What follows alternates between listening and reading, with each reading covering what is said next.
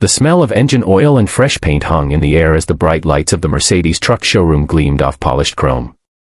A group of executives, dressed in sleek suits and heels, laughed lightly as a ragged old man stepped hesitantly through the glass doors. His beard was long and white, his cap torn at the edge, and his shirt stained with the marks of many long days and nights on the road. He looked like a man out of place in a world of luxury. But what no one knew was that this moment, this one encounter, would change everything. He walked slowly, his boots scraping against the showroom tiles, his worn backpack slung over one shoulder. A few mechanics turned their heads. The three women standing near the front desk exchanged puzzled glances. One of them, the manager, Miranda Hale, silver-haired and confident, raised an eyebrow as the old man's eyes scanned the room. He stopped near the largest white truck, placed his calloused hand on the cool chrome grille, and whispered as if greeting an old friend. "She's a beauty," he said softly.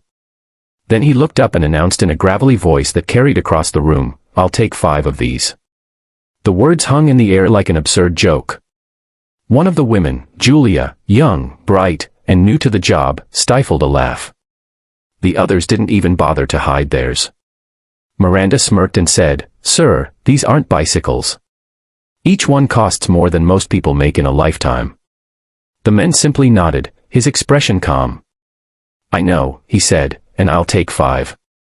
Before we continue, if you believe in kindness, second chances, and stories that remind us never to judge too quickly, please take a moment to like, comment, share, and subscribe to Kindness Corner. It helps more people see stories that move the heart." Back in the showroom, laughter echoed, but something about the old man's calm unsettled Miranda. There was no arrogance in his eyes, no delusion, just a strange, quiet certainty. "Sir," she said, trying to keep her tone professional, "perhaps you're in the wrong place. There's a used vehicle lot down the street." He smiled faintly. "I'm in the right place," he replied, adjusting the strap of his backpack. "But maybe you're seeing the wrong man." They turned away, whispering to each other as he walked toward the coffee machine in the corner, pouring himself a small paper cup of water. No one noticed that his hands, though rough, moved with the steadiness of someone used to handling heavy machines. No one knew that those same hands had once steered convoys through desert wars, built engines from scraps, or carried his only son's coffin down a muddy road years ago. His name was Harold Brinley, once an engineer, a soldier, a husband. Life had taken everything from him. His wife, Clara, had passed away in a hospital he couldn't afford to keep her in. His company, the small trucking business he built from scratch, had been swallowed by corporate sharks.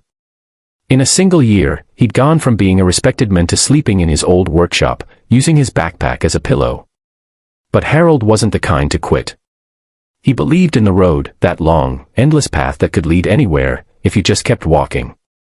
For 5 years, he'd been saving every cent, repairing broken trucks on the roadside, sleeping in abandoned garages, eating from vending machines, all while quietly building a dream no one believed in anymore, a transport company run by people who had lost everything. Veterans, single mothers, the homeless, anyone who just needed a chance to stand again. He called it Second Route Logistics. And today was the day it would be born. Miranda sighed and went back to her paperwork, but when she looked up again, Harold was standing beside the reception desk, holding out a small stack of documents. "Here's my purchase order," he said, handing it to her with a steady hand. She blinked. It was real, properly stamped, company details filled in, all signatures in place. Julia leaned closer, reading aloud, "Second Route Logistics Incorporated." Miranda frowned. "Who authorized this?" she asked. "Our finance division will need," but then she froze. The signature at the bottom was one she recognized. Her eyes widened.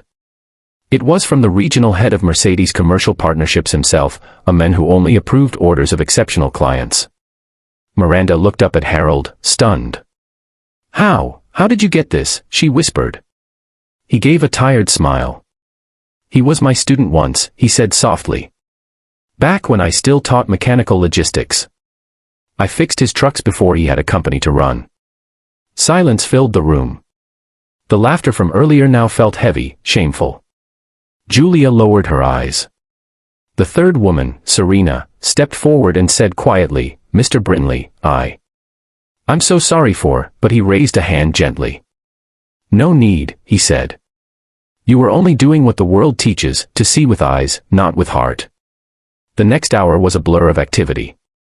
Papers were verified, calls made, and within moments, everything checked out.